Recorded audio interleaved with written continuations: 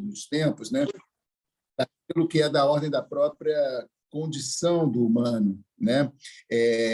Teresa Nazar trazia uma questão muito boa, quer dizer, se a ética da psicanálise permanece a mesma, o que acontece hoje no sentido de que será que se analisa da mesma forma que se analisava algumas décadas atrás, né? Então, veja que o tempo todo a gente está pensando essa relação da própria estrutura da condição humana, da experiência humana, com uma certa batida do tempo, né? O tempo, enfim, que nos faz, né, revirar, né,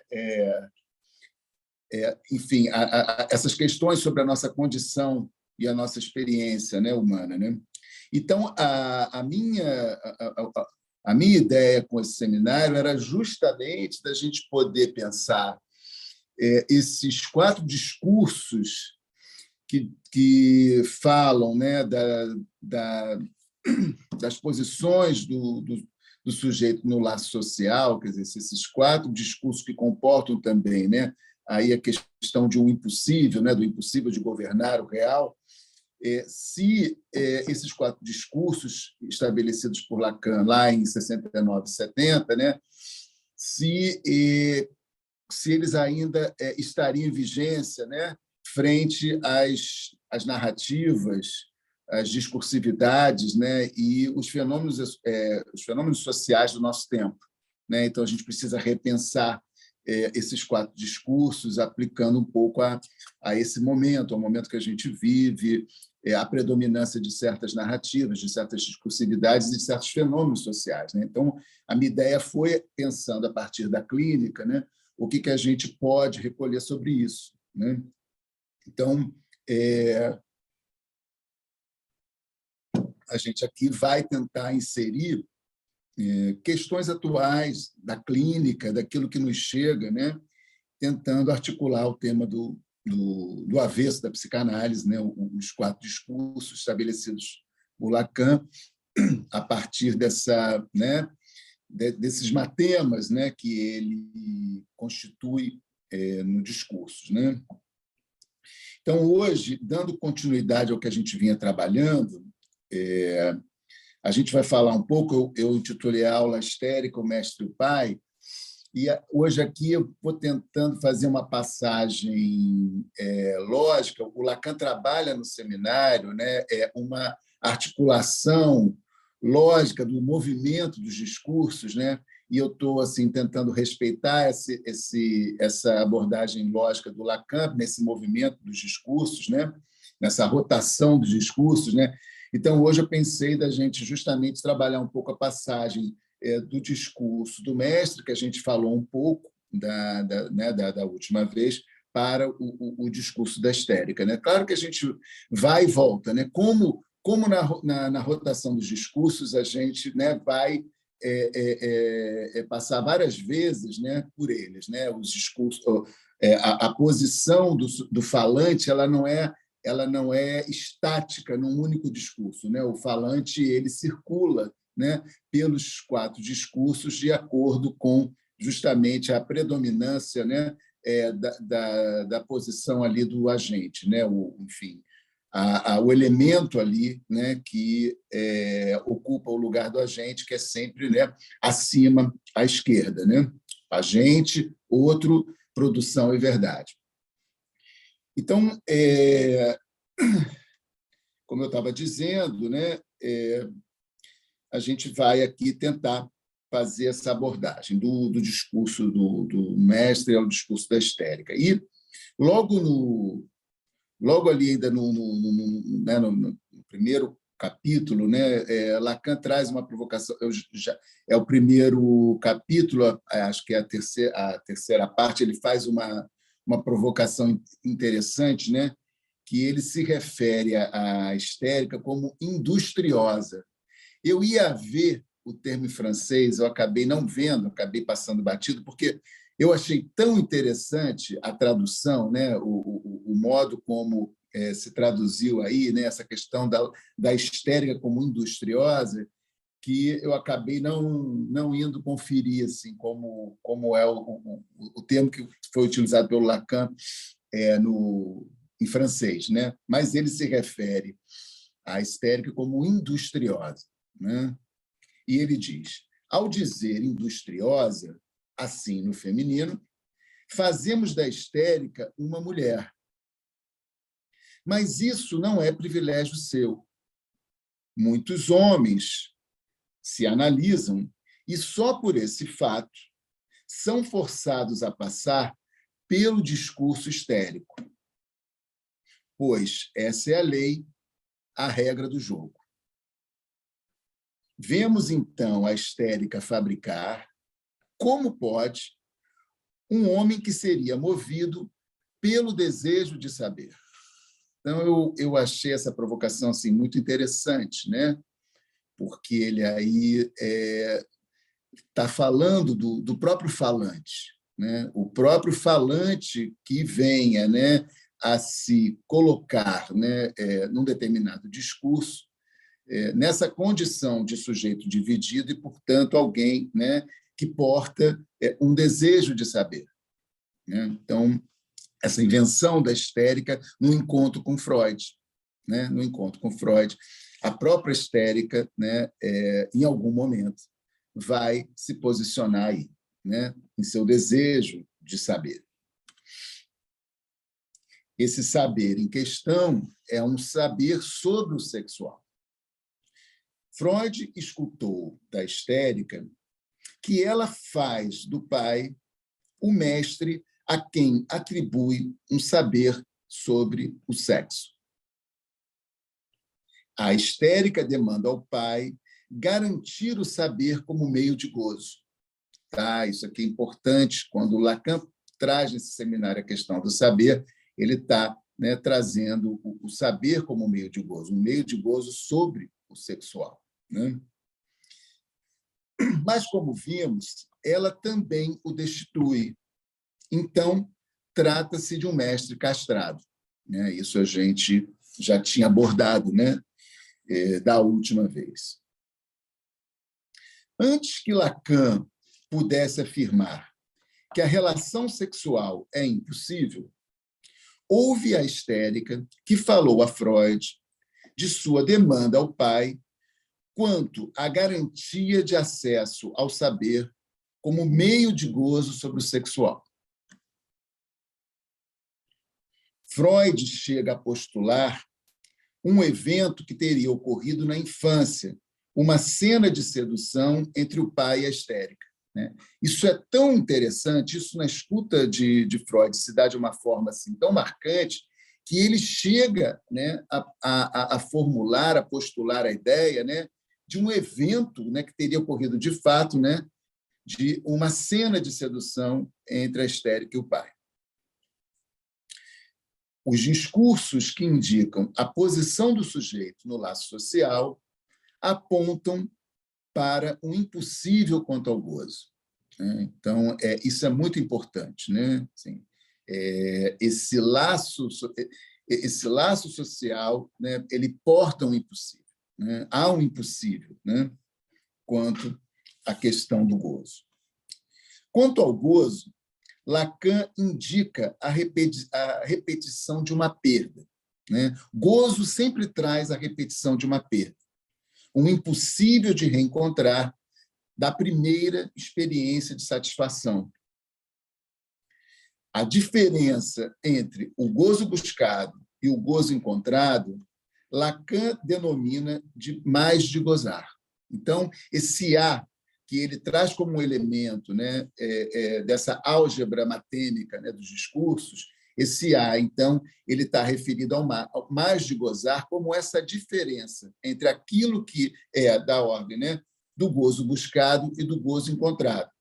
E ele vai dizer que é justamente essa diferença que nos permite a entrada na dialética do desejo, né? Essa diferença aí, né, que produz esse objeto perda, né, esse objeto A, ou como mais de gozar, ou como a gente vai ver também, causa de desejo, né? São formas da gente poder falar do objeto A aqui nos quatro discursos, né?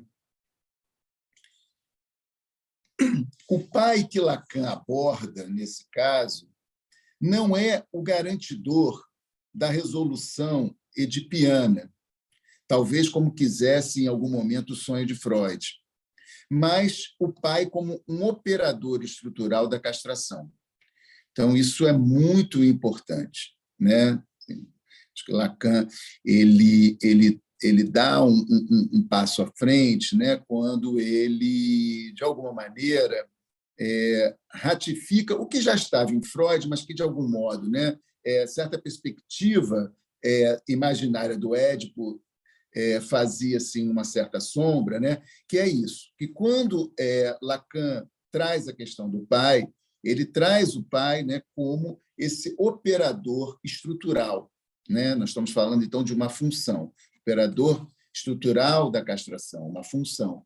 Então, é importante que a gente possa trabalhar mais o pai nessa via do que nessa dimensão do pai como ainda um certo ideal, né, da resolução edipiana, né, que alguns apontam, né, dessa forma, né, o pai do sonho de Freud, né? Lacan dá um passo à frente a tomar esse pai como como um operador estrutural, né, uma função. Então, não se trata exatamente de reabilitar a imagem social do pai, mas de tomar o pai como significante. Isso é muito importante, né? A gente sabe que, nas últimas décadas, muita gente trouxe essa tese, essa hipótese, né? De uma queda, né? De uma destituição da imagem social do pai, né? E algumas teses, de alguma maneira, trabalham um pouco nessa nostalgia, né, de se reabilitar a imagem social do pai, ou esse pai imaginário, né, mais próximo, talvez, do sonho freudiano, né? E aqui, então, não se trataria da gente pensar nessa reabilitação social do pai, mas justamente de fazer valer aquilo que, né, tanto Freud quanto Lacan estabelecem como essa função paterna, né? Como essa função paterna como operadora e suporte, né? Enfim, da questão da castração. A tese do declínio da imagem social do pai é uma certa nostalgia, né? Como se o pai estivesse, em algum momento, à altura da sua função. Então, isso é muito importante, né? Me parece que, muitas vezes, quando a gente tenta resgatar, reabilitar o pai, né, na sua imagem social ou na questão, né, do imaginário, né, é como se a gente pudesse tomar o pai, né, numa condição que ele nunca teve, na verdade, né? Quer dizer, o pai sempre manifestou alguma falha, né, no sentido de estar à altura de sua função. O que não quer dizer que ele não deva e não possa operar, né, como função simbólica, né? Mas, num certo ponto, isso fracassa, né? E aí é claro que as teses sociais, e aí é claro que tudo que vai surgindo em termos, né, de uma certa abordagem sobre o próprio Édipo freudiano, né? E o próprio modo como Lacan vai avançar com a questão do Édipo em Freud, né? O que a gente vê assim, é que há, né, algumas tentativas, né, de desabilitar, né, de dizer que o Édipo freudiano ele não tem mais lugar, né, na contemporaneidade, né? Isso são coisas que a gente escuta falar, né? Daí eu justamente, só para a gente recuperar, só para não ficar solto, daí justamente de eu ter trazido na minha aula anterior aquela questão, né? Antes da gente avançar e entrar na questão do discurso histérico, né? Eu vou resgatar aqui a questão que eu lancei para vocês, né? Na última vez. Um pontozinho aqui, né? Eu justamente dizia, né, que esse seminário do Lacan ele surge a partir, né, dos eventos, né, de maio de 68 na França, E os estudantes protestavam contra a segregação dos dormitórios. Eles questionavam novamente, mais uma vez, né, como se faz, né, ao longo, né, da própria história, né, quer dizer, a gente, de alguma maneira, a gente vem questionar, né, certamente os nossos elementos estruturais, aquilo que suporta, né, a nossa sociedade, que suporta, enfim, o nosso meio, né, de vivermos, né, uns com os outros, né? E ali os estudantes, de certo modo, novamente questionam o lugar de saber sobre o gozo, né? Os estudantes ali questionam o pai, o professor e as autoridades.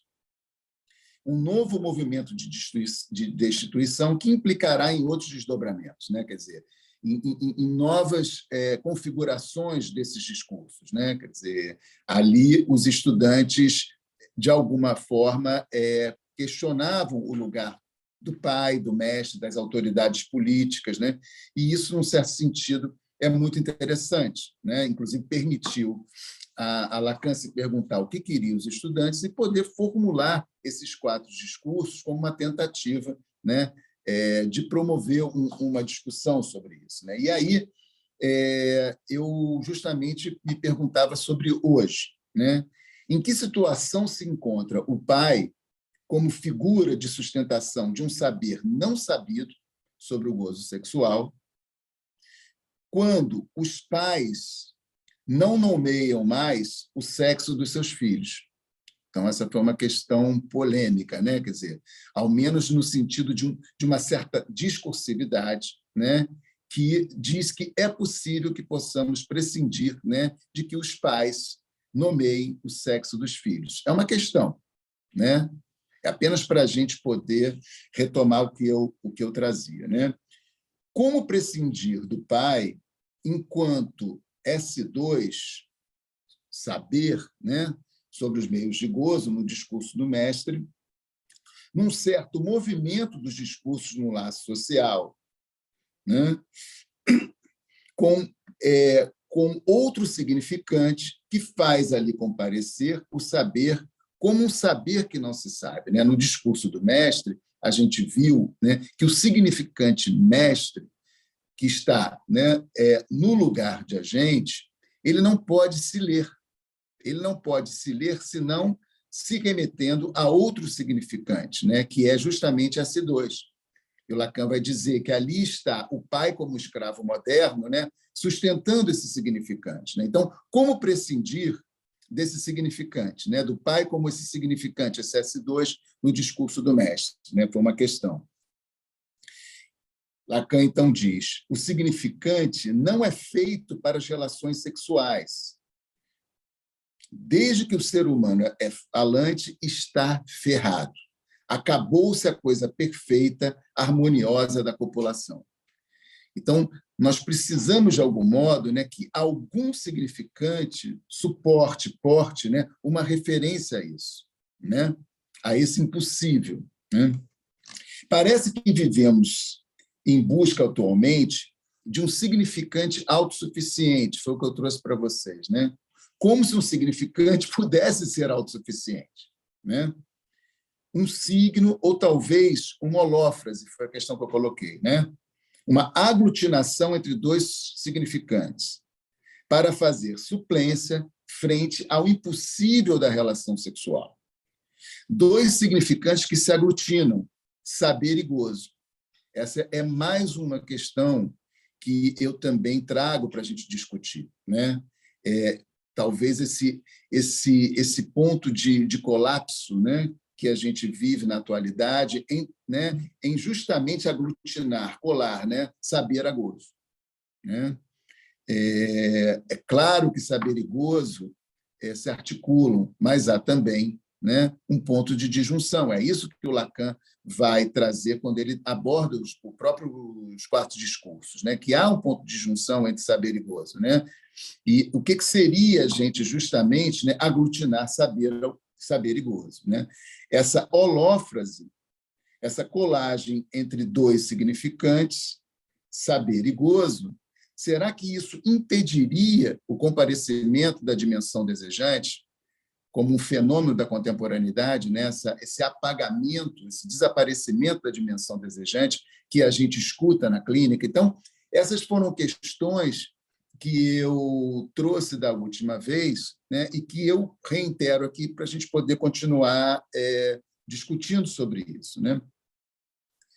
Então, isso estaria ainda, né, no âmbito do discurso do mestre que eu gostaria de deixar aqui para a gente discutir, né? Então, só para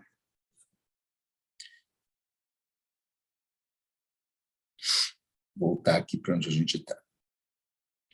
Então, no discurso do mestre, né, na álgebra matérica do discurso do mestre, a gente tem, né, o S1, lá em cima, à esquerda, no lugar de agente, né, o S2, à direita, né, como esse lugar do saber, abaixo do S2 sobre a barra, né, ali A, né, Lacan coloca ali o A, o mais de gozar, e, novamente, abaixo à esquerda, sobre a barra, também, esse S barrado, esse sujeito dividido, né? Então, como vimos no discurso do mestre, o S1, que ocupa o lugar do agente, se dirige a S2, saber como meio de gozo, no lugar do outro, né? Então, a gente tem agente, outro, produção e verdade, né? Lacan afirma que ali está o pai, como o antigo escravo, suportando um significante sobre o gozo, a questão do gozo sexual. O que se produz nesse discurso é o A como mais de gozar. Então, no lugar da produção, a gente tem o A como mais de gozar, justamente, né, como esse impossível de se obter. Esse A, né, como perda, né, como perda entre o gozo buscado e o gozo encontrado, né? E à esquerda, né, abaixo da barra, né, ali onde está S1 como agente, a gente tem justamente o sujeito dividido, o sujeito barrado, né? Daí Lacan denominar também esse discurso de discurso do inconsciente. Tá? Ele vai dizer que esse seria o discurso do inconsciente. Do ponto de vista lógico, esse discurso introduz o sujeito na ordem e movimento dos discursos. Tá? Então, aqui a gente aborda a questão do discurso do mestre para poder introduzir aí a questão do discurso da histérica, né? Então, eu voltei àquela questão, né? Dado o lugar que Lacan dá, né, ao pai nesse discurso do mestre, que é o discurso do inconsciente, né? Eu volto à pergunta: será que poderíamos prescindir da função simbólica do pai hoje, né?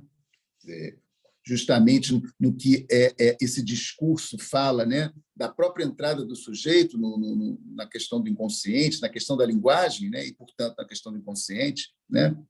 A entrada na linguagem na medida em que, né, o sujeito é justamente, né, aquilo que comparece no intervalo entre dois significantes, né? O significante é o que representa o sujeito para um outro significante. Portanto, enfim, essa questão do sujeito em sua relação com a linguagem, né? O discurso da histérica. No discurso da histérica, a gente vai ter, né, o discurso da histérica, veja bem, Lacan vai chamá-lo também de discurso do analisante. Olha que interessante, né? Discurso da histérica, discurso do analisante, né? Nós temos, então, né, na álgebra matêmica desse discurso, à esquerda, no lugar de agente, né, no lugar de dominante, agente dominante, né, o S barrado, um sujeito dividido, que se dirige a S1, significante mestre. Abaixo, sobre a barra, nós temos S2, como na produção nós temos S2, o saber, né? E abaixo da barra à esquerda, o A, né? O mais de gozar. Se a histérica é aquela que indaga o mestre sobre o seu ser, para a gente entender, né, como ela comparece aí, né, como esse sujeito barrado, né? Por que Lacan institui ali, né, o S barrado, né, como agente do discurso da histérica? Se a histérica é aquela que indaga o mestre sobre o seu saber, qual é o meu sexo, ela acusa aí uma perda de identidade. Ela está sem seu ser, está dividida. Daí Lacan escrever, né, no lugar do agente, né, esse S barrado. A histérica acusa uma disjunção entre saber e sexo. Então, veja como os discursos vão apontando, né, para os impossíveis, né? A histérica acusa uma disjunção entre saber e sexo. Então, no discurso do analisante, está o S barrado no lugar dominante, como agente, né? Então, daí o Lacan se referir à histérica, né, como industriosa, né? Ela funda como agente no discurso, né, da histérica esse sujeito barrado, né? Esse sujeito dividido em seu desejo de saber. Uma forma da gente poder articular. Isso tudo, gente, lendo esse seminário é uma loucura, né? Porque a gente vai lendo esse seminário e vai tentando concatenar essas coisas, né? Essas coisas não estão ali, né, dadas assim tão facilmente, né? A gente vai tentando fazer isso operar na nossa cabeça, né? A gente vai lendo, vai tentando fazer uma leitura. Então, por isso que eu estou tendo esse cuidado, porque eu estou tendo o mesmo cuidado que eu tenho quando eu leio, né? Porque eu fico ali horas num parágrafo, né, tentando concatenar essas coisas para a gente poder entender o que Lacan quer dizer com cada discurso, quando ele coloca, né, sobre esses lugares, né, esses elementos. Então, por isso que eu estou tendo assim esse mesmo cuidado. Eu fico ali horas pensando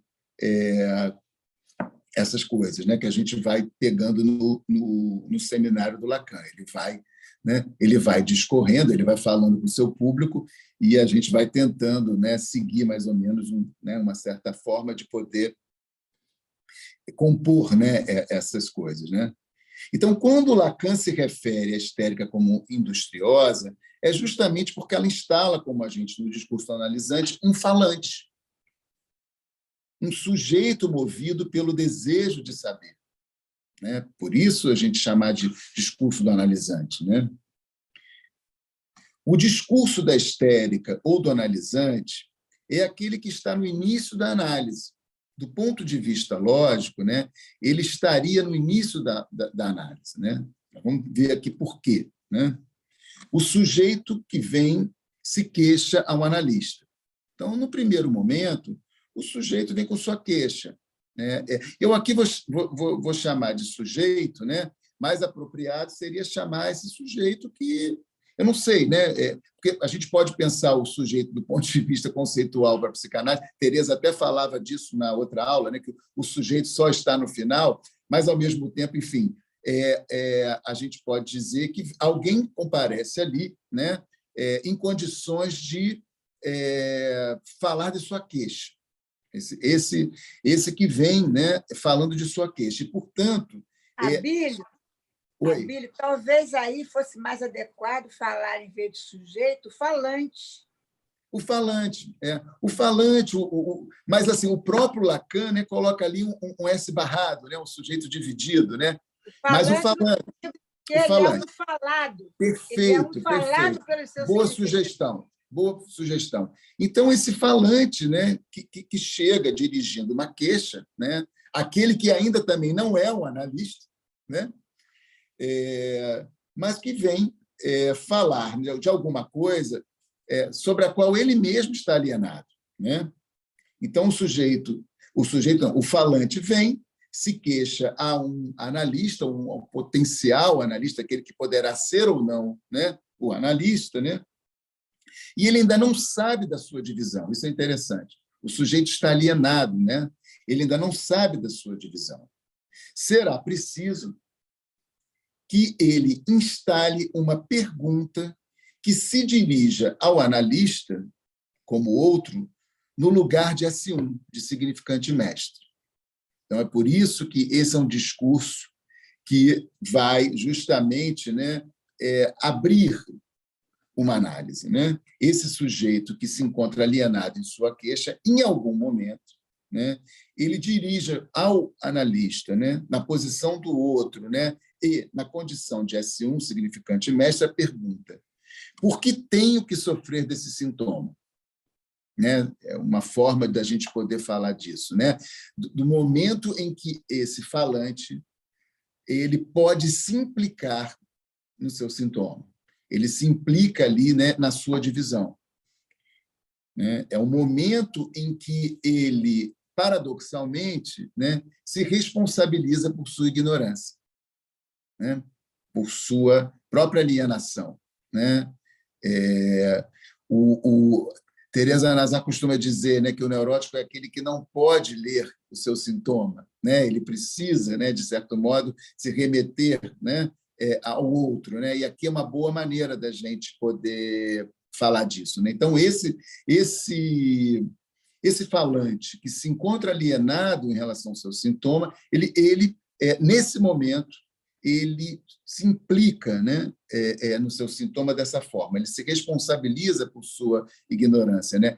E na semana passada ocorreu uma situação muito interessante a esse respeito na minha clínica, porque eu recebo um sujeito que traz como queixa, uma queixa que ele traz, que em algum momento da vida dele, ele toma uma decisão, ele faz uma escolha importantíssima na vida dele, mas importantíssimo. Né? E essa decisão que ele toma, essa escolha que ele faz, ela vai custar a esse sujeito, né, muito sofrimento. Ela vai custar a esse sujeito um bom tempo, né, na vida dele, de um grande sofrimento. Né? E a queixa que ele traz, a primeira coisa que ele consegue dizer sobre isso, não é mais sobre a escolha que ele fez, porque, olha que curioso, num dado momento, ele consegue romper com essa escolha que ele faz, com a decisão que ele toma, depois de sofrer muito, ele rompe com isso, e ele instala na vida dele, né, uma outra possibilidade, né, que dá uma outra condição para ele na vida. Né? Então, esse movimento ele já tinha feito, mas ele vem se queixar em análise sobre o outro, sobre o pai. Por que o pai não o orientou, né, no sentido de que ele não passasse por tudo isso? Né? Então, é muito interessante, né, porque ele traz essa queixa. Né, assim, por que eu não fui orientado, né, para que eu não precisasse passar por isso? Né? E aí ele traz uma situação curiosa, porque ele está num movimento muito interessante, né, de entrada em análise, ele está, né, há uns 2, 3 meses em entrevistas, né, e ele está num movimento muito interessante nessa questão da entrada em análise, e ele disse que estava escutando um podcast de um psicanalista falando sobre a questão do tempo de uma análise, né? A Natália falava disso hoje, a questão, né, da questão do tempo numa psicanálise, né? E o analista, então, diz o seguinte, ele diz que ele tinha um sujeito em entrevistas, um sujeito que ficou 10 meses em entrevistas, ali, né, fazendo, né, acusações sobre o outro, né, e em nenhum momento se implicando, né, no resultado, né, da sua vida. Né? E que, passado 10 meses de queixas dirigidas ali, né, àquele que certamente, né, seria o responsável pelo seu infortúnio, né, esse sujeito, finalmente, depois de 10 meses de entrevista, consegue se perguntar o que ele teria a ver com aquilo. Né? Então, o analista do podcast faz a seguinte intervenção.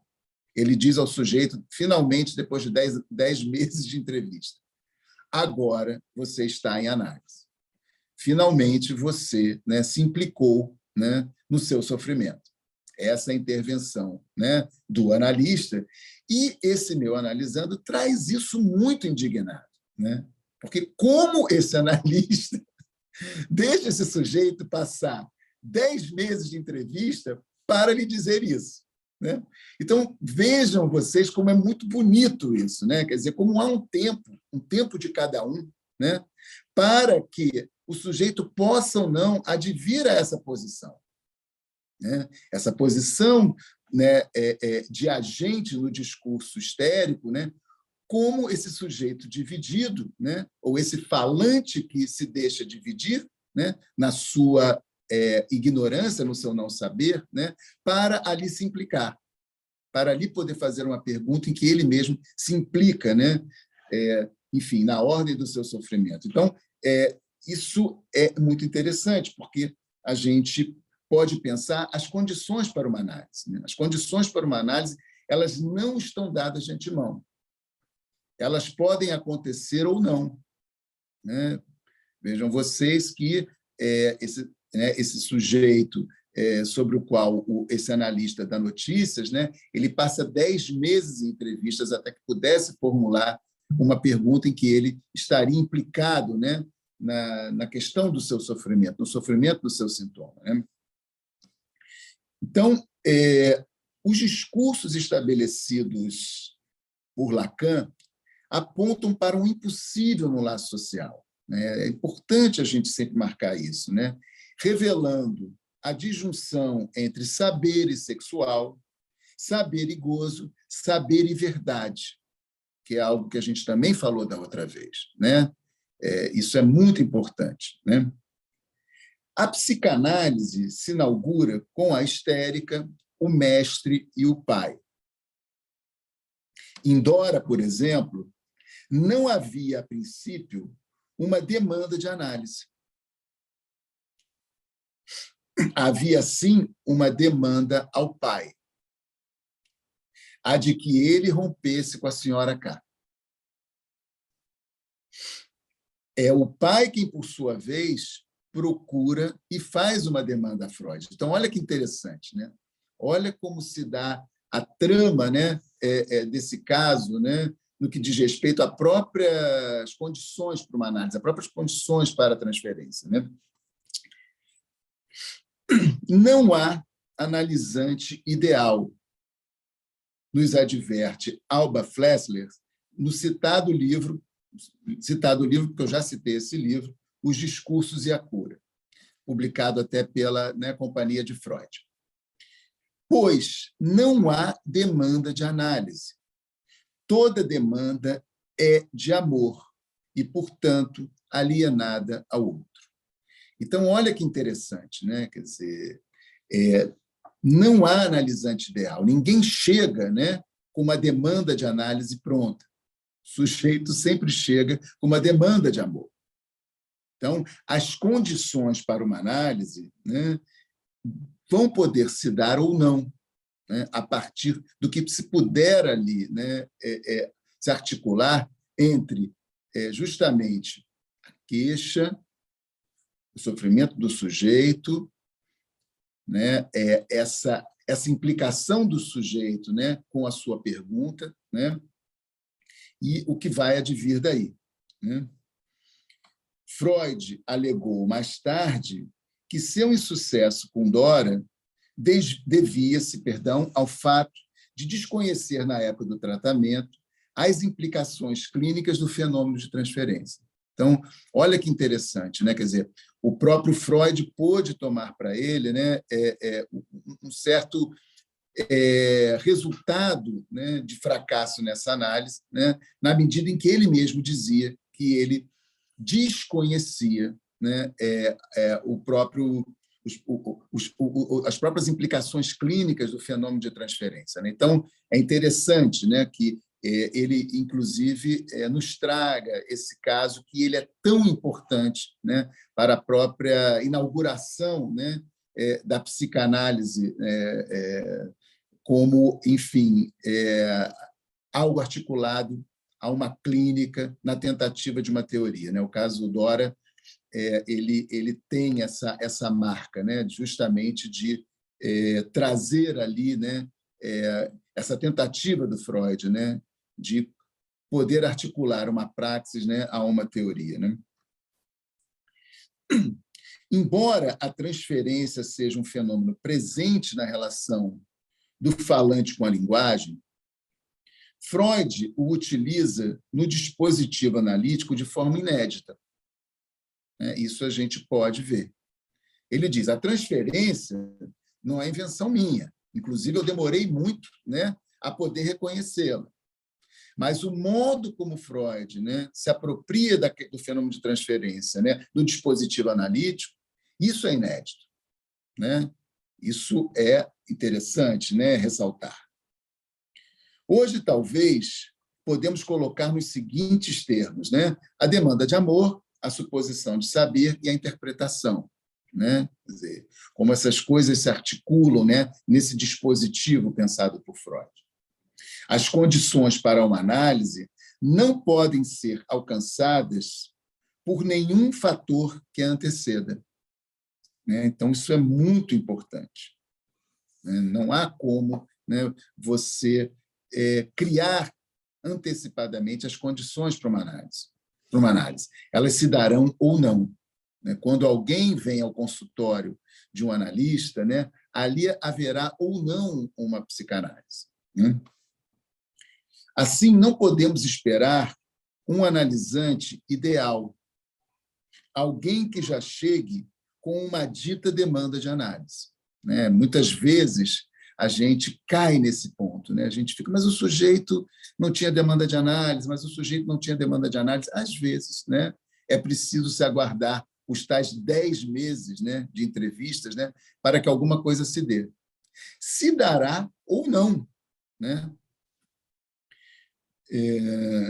Uma análise se dará ou não a partir de certas condições que a própria transferência pode instalar. Tá? Do mesmo modo, não há candidato ideal a analista.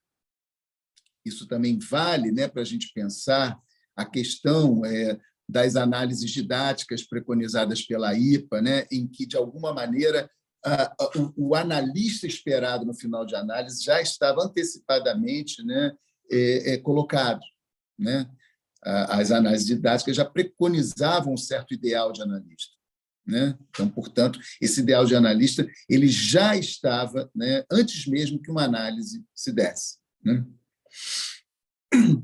Uma escola, e aí eu acho importante trazer essa questão, porque resulta dessas questões que eu estou trazendo para você, um desdobramento sobre a questão da ética da psicanálise, a ética presente numa escola de analistas, quer dizer, como a ética presente na escola de analistas, ela de alguma maneira também apresenta um ponto de disjunção com a política da polis. Nós tivemos aí o evento da SER Brasil no final de semana, com trabalhos excelentes, com discussões maravilhosas, e, a partir de algumas coisas que eu escutei, eu fiquei pensando sobre isso, que, em algum ponto, a ética que nós, justamente, sustentamos numa escola, ela tem uma relação, sim, obviamente, com a política da polis, porque uma escola de psicanálise não existe num espaço vazio, ela não é um planeta gasoso no meio do universo, ela está inserida na polis, mas, em algum ponto, a política da polis e a ética numa escola apresentam um ponto de disjunção. E é justamente sobre isso que eu trago aqui.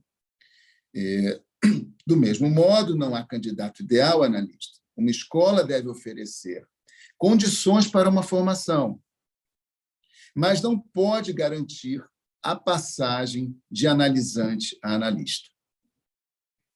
Então, uma coisa é a garantia das condições para a transmissão e a formação de analistas numa escola, e outra coisa é a garantia dessa passagem de analisante a analista. Os ideais presentes no desejo de ser analista, isso é muito importante, nós, de certo modo, entramos numa análise alienados nesse ponto, entramos alienados nesse ponto, né, da paixão, né, e do ideal, do desejo de ser analista, né? Mas justamente o desejo de ser analista perpetua no sujeito a sua tutela em relação ao desejo do outro, né? Então, é preciso ir além disso. É preciso ir além do desejo de ser analista. A retificação subjetiva numa análise não pode ser financiada pelo outro. Isso é muito importante. São questões que a gente precisa, né, discutir. Teresa Nazar falava aí que deixou a grana e as joias dela numa análise, né, Teresa? Teresa dizia isso, né? Enfim, a questão aí não é da ordem, né, do monetário em si, né? Não é da ordem do objeto de valor em si, mas o que está empenhado aí, né, nessa paga, né, nessa perda, né? É justamente isso. A retificação subjetiva numa análise não pode ser financiada pelo outro, na medida em que se trata justamente do seu esvaziamento, né? Se trata justamente de esvaziar o outro e não de constituir, né? O sujeito deve tomar para si a responsabilidade dos acontecimentos e marcas que o sobredeterminam. Não se pode abonar os custos da travessia de cada um. E aqui eu digo custo enquanto conjunto de valores, que é diferente de custa, valor monetário de algo. Tá? Então, não se pode abonar os custos da travessia de cada um. Podemos, na escuta particular de cada caso, acatar as condições de seu pagamento, de suas perdas, mas não de poupar alguém de enfrentá-las. O sujeito não pode ser abonado dos efeitos de suas marcas históricas e subjetivas. Isso só o levaria à alienação quanto às suas culpas, dívidas e danos imaginários. A indulgência pode reverberar os desmandos do supereu. Então, eu acho que essa questão é muito importante, né? Pelo que pagamos numa análise, né? Por que devemos pagar, né, em análise? O percurso de uma análise ou de uma formação não pode poupar ao analisante o enfrentamento da responsabilidade, das privações, das perdas e faltas que o colocam justamente em condições de enfrentar o desafio, em algum ponto, de se autorizar por si mesmo. Bom, gente, foi isso que eu preparei hoje, né? Essa parte final foi uma reflexão minha a partir, né, do que se produziu em mim a partir das discussões da jornada do final de semana, tá? Para a gente poder discutir um pouco. São as questões atuais, né, da psicanálise, são as questões atuais da polis, né? São as questões atuais do nosso mal-estar, né, no social, né, o nosso mal-estar na política. Acho que falamos muito sobre isso, porque vivemos realmente um momento muito difícil, né, do cenário político brasileiro, mas a gente não pode deixar de tentar justamente extrair as últimas consequências, né, do que está em jogo na ética da psicanálise. Né, houve uma pergunta do José Nazar interessante, né, quando ele pergunta, né, se as relações entre analistas, né, ela seria regida pela democracia. Então, essas questões são muito importantes e eu achei bacana poder trazer aqui para a gente continuar conversando, né? É isso. Abílio, são 7h10. A gente tem Simil e Teresa Meloni para perguntar, para falar. Simil primeiro e Teresa Meloni. Tá. Abílio, minha pergunta eu queria voltar ao texto que você introduziu, porque eu não assisti, infelizmente, não pude assistir o seu primeiro, os seminários anteriores, então eu não acompanhei. Senti falta de você. Eu gosto muito do seu seminário. Então, De toda forma, eu quero perguntar o seguinte, a minha pergunta é muito elementar, vocês me desculpem isso aí, porque tem essa questão da ignorância, né? E eu estou resumindo a minha. Você falou que Lacan, quando ditou esse seminário, quando ele construiu essa fala, quando ele falou isso, foi em 68.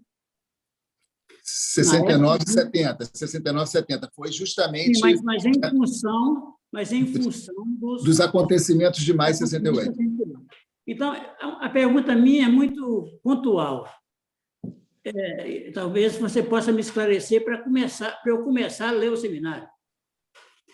Por que o Lacan chamou esse seminário de avesso da psicanálise? A pergunta é bem pontual. Muito bom, muito boa pergunta. Não é melhor todo mundo perguntar? Senão não vai, né? Você prefere, Abílio? Pode ser. A gente pode fazer uma passagem de pergunta, aí a gente, né, conversa. Então tá, olha, então tem Tereza Meloni, Tereza Nazário e Natália. Olha, eu tenho umas perguntinhas mesmo. Quando você fala, né, que esse movimento dos estudantes questionava as autoridades, o pai, os professores, você fala que é sobre o gozo. E eu fiquei pensando se não seria sobre o sexo, ou se, nesse contexto, as duas coisas se equivalem. As duas coisas. A outra questão é o seguinte, sempre se fala, né, que a entrada em análise é a estericização do discurso, né? Então, o discurso analítico, aí você diz assim, todo falante, agora vou usar esse termo, todo falante está sempre rodando os discursos, né? Você disse isso. Sim. Mas o Lacan, nesse seminário mesmo, ele diz que a função do discurso do analista é fazer girar o discurso. Então, a pergunta é, quando você diz que o falante está sempre girando nos discursos, você está falando do falante em análise, está se referindo do efeito de uma análise sobre um sujeito ou para qualquer neurótico? E, peraí, tem mais uma perguntinha. E agora uma questão que tem a ver com o atual. Você gosta muito de fazer esses enlaces, né? Não dar nome, aí é uma questão, não é uma pergunta. Não dar nome ao sexo dos filhos, eu fiquei pensando que seria esse receio, esse não comprometimento em dar nome, talvez seria a ideia de tomar a nomeação como ato do pai, idealizada como alguma coisa pai-herói, o mito, aquele que tem todos os poderes, né? O pai totêmico. E, por último, se não há demanda de análise, então, o que acontece? Quando um sujeito entra em análise, não, é demanda de amor. A entrada em análise, de fato, transformaria a demanda de amor em desejo? Pronto, obrigada. Essa última do... Você disse, se não há demanda de análise, só há demanda de amor, quando o sujeito se implica na sua questão, né, e, portanto, passa de uma transferência imaginária para uma transferência simbólica, esse percurso transformaria aquilo que é demanda de amor em desejo? Desejo de saber?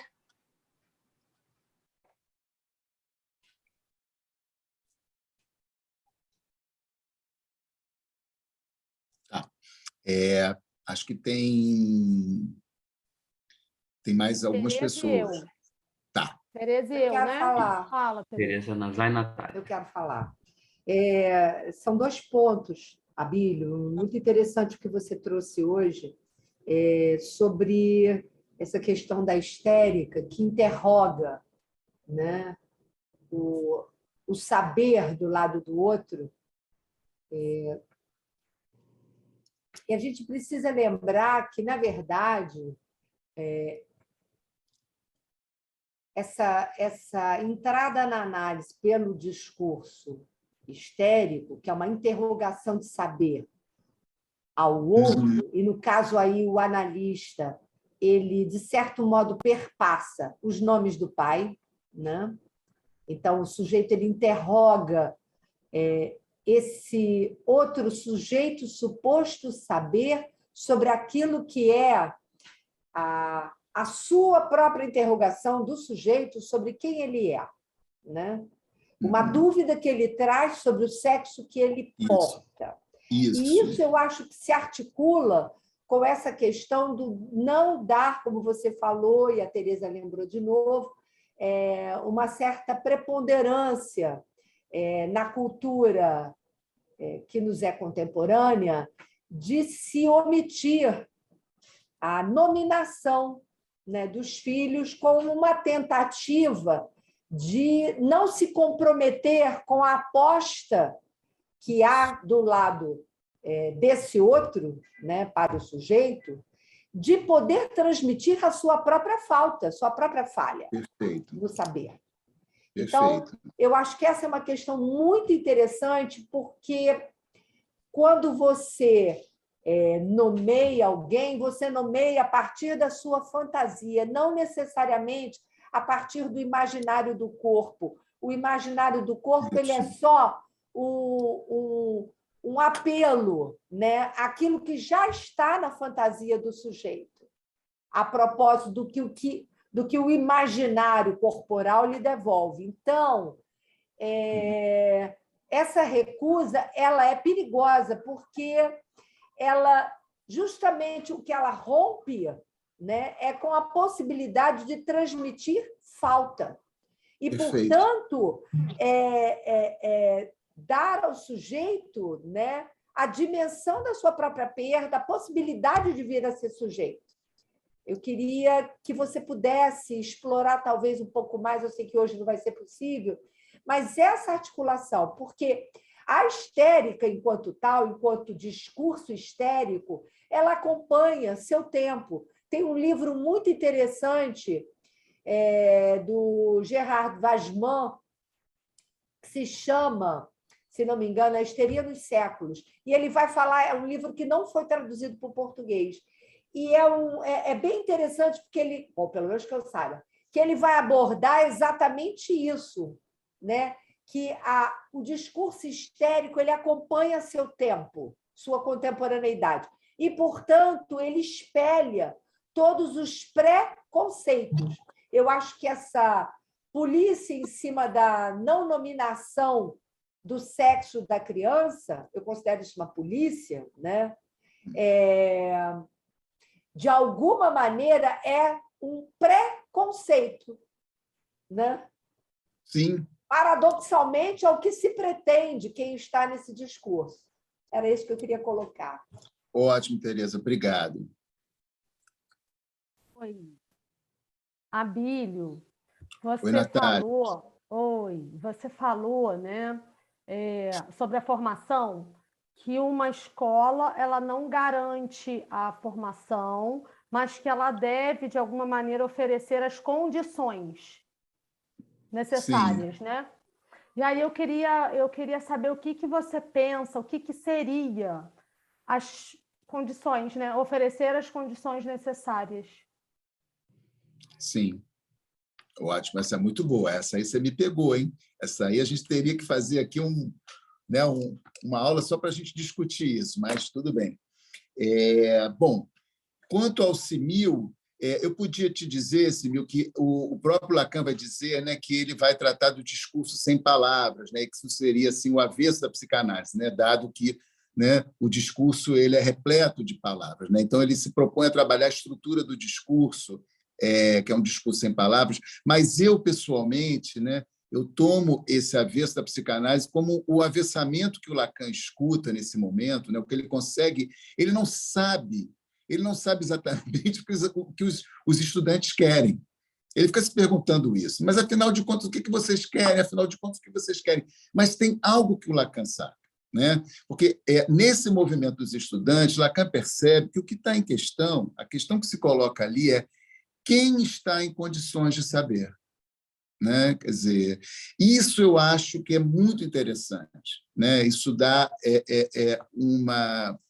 um reviramento, né? E ali é nesse ponto que ele se inclui como psicanalista, né? E que ele faz do seu próprio seminário um lugar de discussão sobre isso, né? Quer dizer, de algum modo, ele se viu, né, questionado aí, nesse ponto em que a mestria também faz disjunção com a questão do saber, né? Porque é um momento em que os universitários estão justamente questionando as autoridades, o pai, o mestre, os mestres, né? Então, nesse sentido, eu acho que o avesso à psicanálise, para mim, eu escuto nesse avessamento, né? Na revirada dessa questão, né? Nós podemos colocar, através, né, dessa manifestação dos estudantes, a questão do saber, né, em certo questionamento, né, dessa mestria, né, do lugar do outro, né? Então, nesse sentido, eu tomei por aí, né? Embora a gente pudesse falar de que ele diz que é o avesso por conta de um discurso sem palavras, né? Bom, Belonte, você trouxe várias coisas interessantes. Assim, quando eu pensei nessa questão do falante na rotação dos discursos, é claro que isso está para todo falante, né? Mas eu fiquei pensando, né, nas consequências clínicas, né, numa análise, né, essa rotação do discurso numa análise, porque é só a partir, né, da rotação do analisante nesses discursos, né, que o analista, né, de algum modo, vai poder operar na transferência, que ele vai comparecer num dado lugar, né? Toda vez que há uma certa intervenção ou que se dá, né, um ato analítico, o que a gente vai ver é que esse analista vai comparecer na transferência, né, em algum ponto dado, né, pelo modo como o analisante retoma sua posição nos discursos, né? Então, a transferência ela tem essa coisa, né? O analista nunca sabe exatamente em que lugar está, né? Se ele sabe demais, ele está identificado a uma posição imaginária, né? Então, eu pensei mais em termos, né, da questão, né, das implicações desse falante numa análise, né? Embora a gente saiba que isso está para todo falante, né? O inconsciente, né, enfim, é uma condição do falante, ela não é só uma condição de quem está em análise, embora a gente só possa verificar isso no sujeito em análise, né? A gente não pode sair interpretando por aí as pessoas, né? A gente não tem essa autorização, né? Então, numa psicanálise que a gente confirma, né, essa relação do falante com o inconsciente. Não sei se te responde, mas é o que eu pensei, né? Sim, eu acho que há um deslocamento que vai se dar ao longo de toda uma análise entre a demanda de amor e um desejo, né? O desejo de saber e para o desejo do analista, né? Que, de algum modo, é justamente o esvaziamento, né, desse percurso entre a demanda de amor, o desejo de saber, né, e o desejo do analista, né? Eu diria assim. Então, sem dúvida nenhuma, se promove aí um deslocamento, né, que culminaria, né, nesse esvaziamento, né, dessa demanda de amor na questão do desejo do analista. Por isso que eu digo, né, que enquanto nós estamos na via do desejo de ser analista, nós estamos completamente alienados ao outro, né? E, assim, só para a gente ser breve, porque a Tereza já vai começar o seminário dela, e, Tereza, eu concordo completamente contigo. Eu fico muito preocupado com uma questão que eu vejo na atualidade, né, que é o fato de que os pais, seja lá por quais razões que a gente acompanha na contemporaneidade, né, eles se omitem, ou eles se inibem, ou eles temem, né, profundamente, né, transmitir a falta, né, como voto de amor aos filhos, né? Para mim, talvez esse seja assim. Nós ficamos tão preocupados hoje, né, em suprirmos os filhos de educação, de bens de consumo, de certos valores, né, que a nossa sociedade neoliberal capitalista impõe, e nós deixamos de legar aos filhos talvez aquilo que seja o absolutamente indispensável, né? que seja a transmissão da falta como voto de amor. O voto de amor tem seus riscos. O voto de amor tem a falta. É a maneira simples de te dizer isso. Eu vou voltar a esse Porque o eu vou voto voltar a esse ponto. de amor ele tem um investimento de desejo, e isso é que possibilita, né, apontar um caminho de desejo para o sujeito. Essa questão que você me trouxe, eu vou retomar no meu trabalho da jornada. Eu falo disso no meu trabalho da jornada. Gente, muito obrigado a todos. Né? Vamos agora ao seminário da Tereza. Estaremos de volta. Não é melhor ficar de uma vez? Porque faltam só 5 minutos. Como é que faz, Alexandre?